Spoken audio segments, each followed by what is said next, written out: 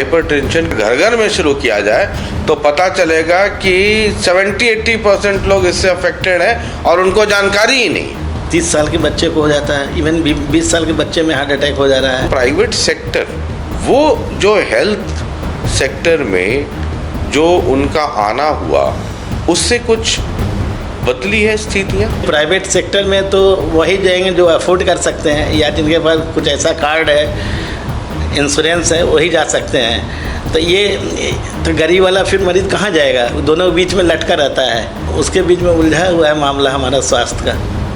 ये एक बहुत बड़ा फैक्टर है। वोट चाहिए गरीबों का, वोट चाहिए महादलित का, वोट चाहिए अति पिछड़ा का, और सरकार में सुविधाएं सबसे कम।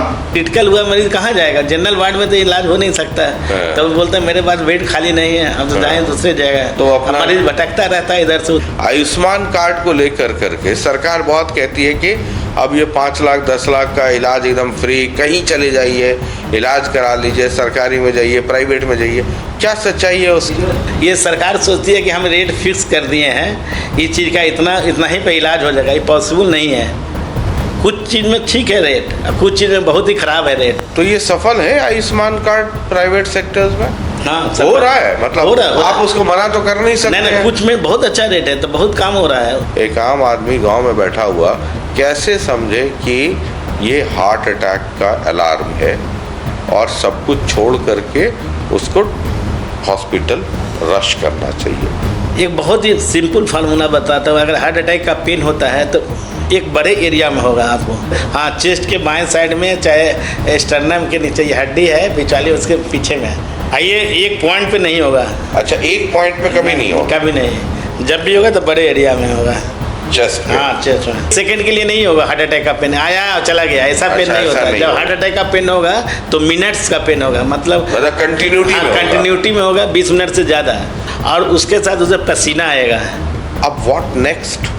सबसे इम्पोर्टेंट है, अगर घर में डिस्प्रिन की गोली है घर में तो चबा के खा लेनी चाहिए। एक टैबलेट 325 वाली है तब, या 150 मिलीग्राम वाली है तो 2 टैबलेट चबा के खा लेने चाहिए।